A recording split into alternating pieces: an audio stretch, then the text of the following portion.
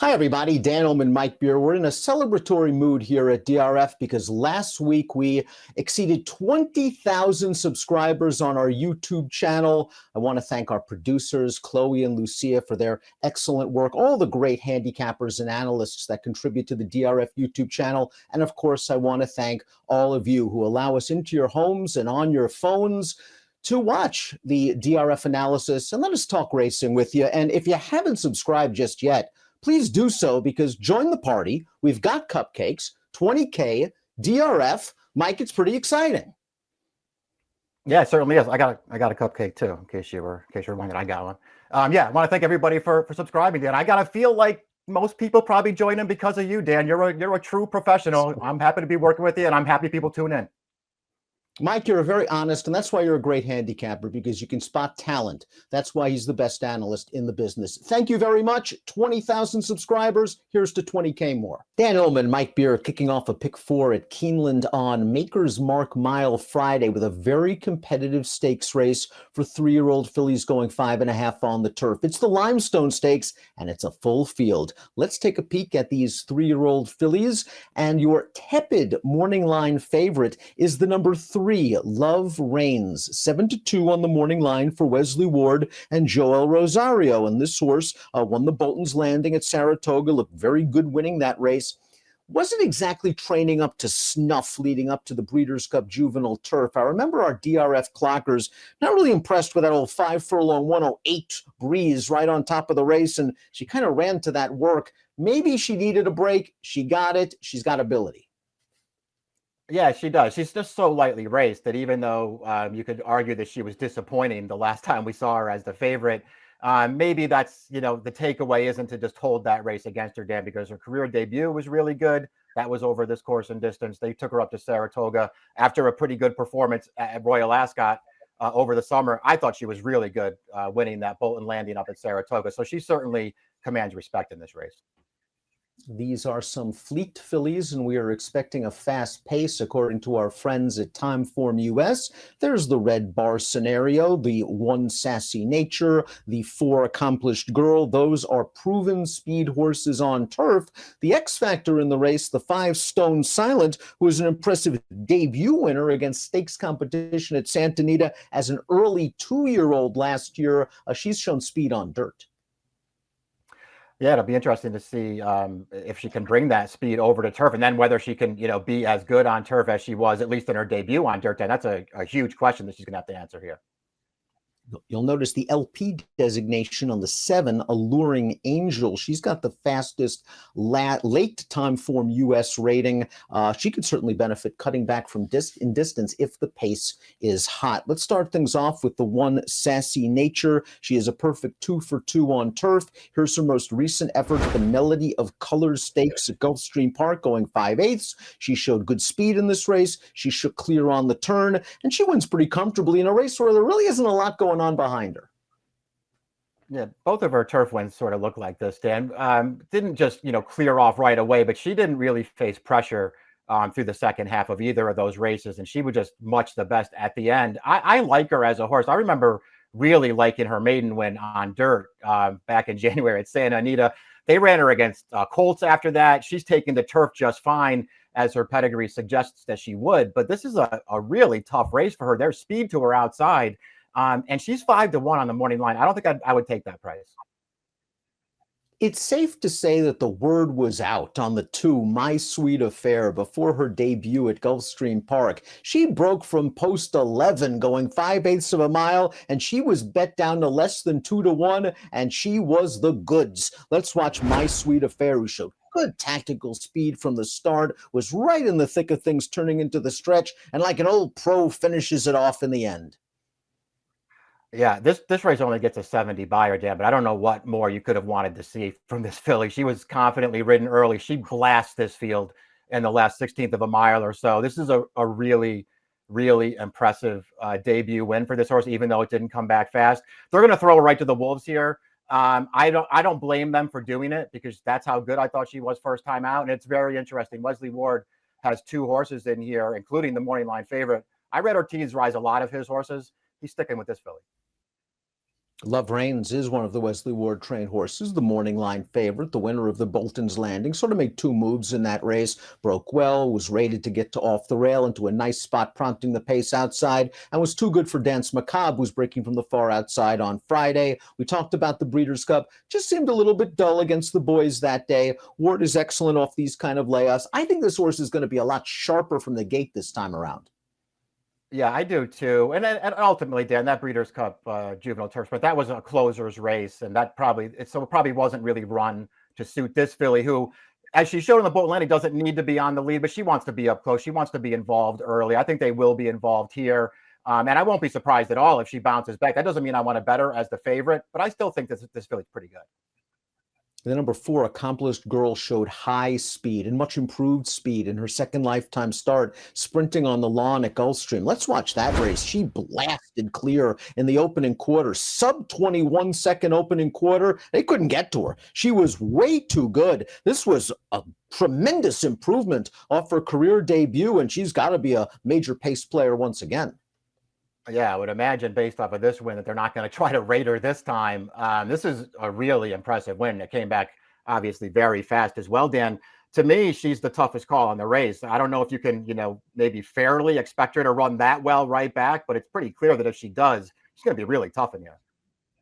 Stone Silent was a very early 2-year-old for trainer John Sadler, won a little stakes race at Santa Anita in her debut, went to the sidelines for a long time, came back, caught a muddy track and a pretty nice filly in Classy Bridget, showed some speed that day and tired, maybe feeling the effects of the track and the layoff. Now she's trying turf, and while she's fast and I think has some ability, I just don't see any turf in this pedigree.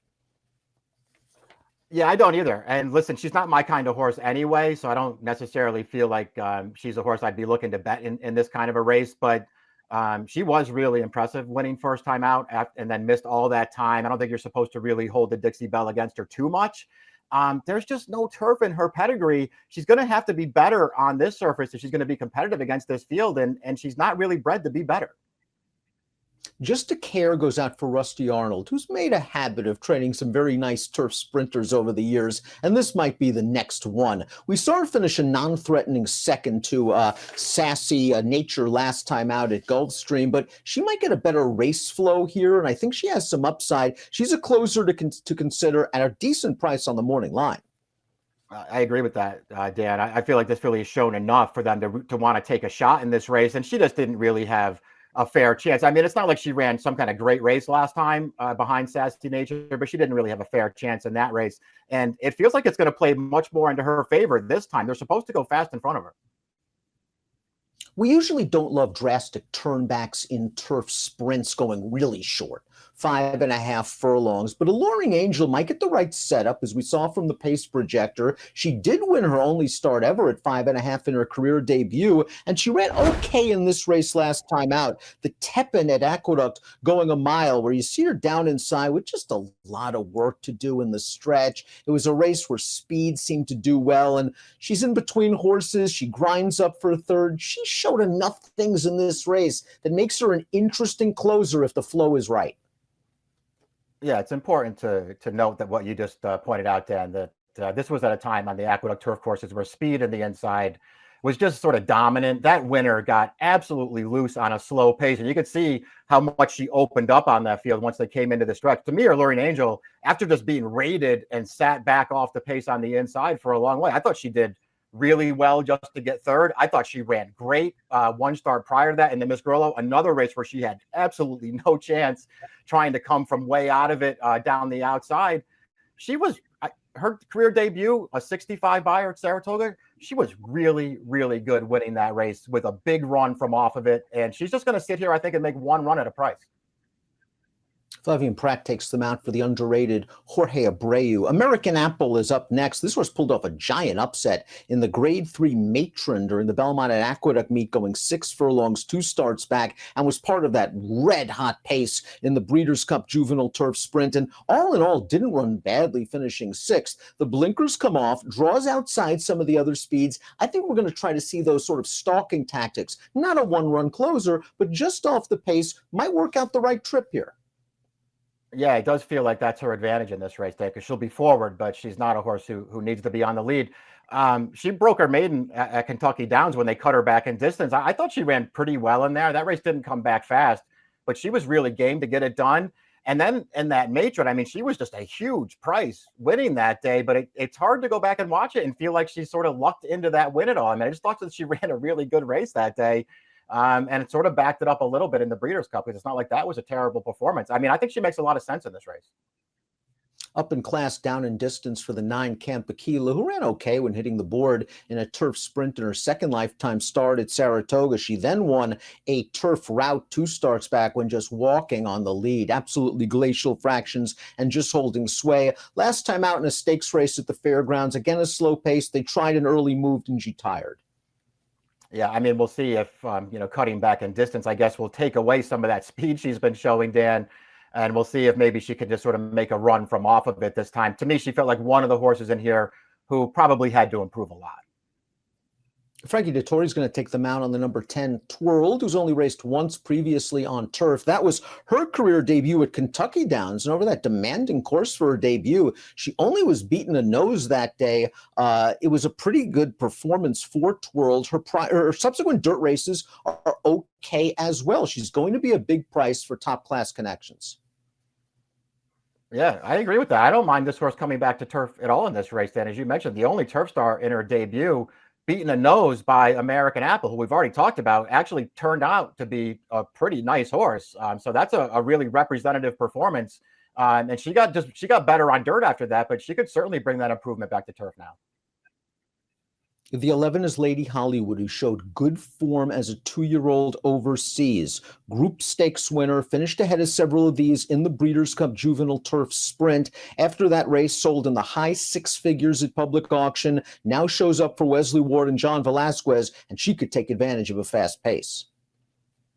Yeah, that's going to help this filly out too. She was really good as a 2-year-old, ran fine at the Breeders' Cup. They have her 15-1 on the morning line, Dan. I'm not so sure you're going to get that kind of price, but you have to take this filly seriously in here.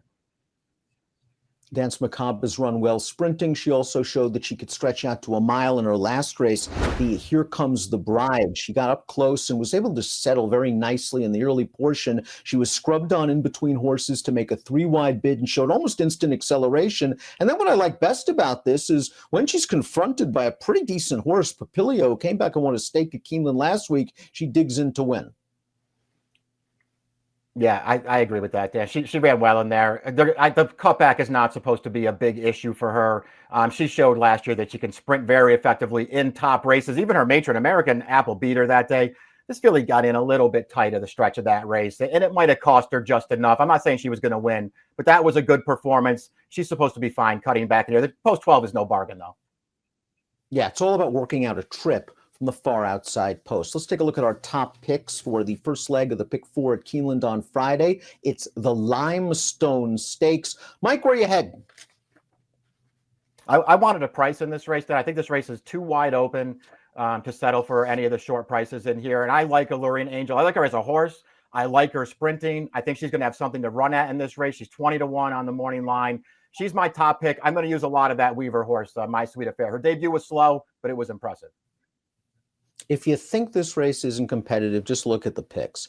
8 different selections in a 12-horse field. I like Sassy Nature's speed. She might have to overcome a hotter pace scenario than she's ever dealt with, but she's looked pretty good in her turf starts. As Mike mentioned, though, you might want a little bit more than that 5-1 on the morning line, considering the depth and quality of this group. 7-2-3-11 for Mike, 1-4-12-8 for me, and the $250,000 Limestone at Keeneland. Best of luck.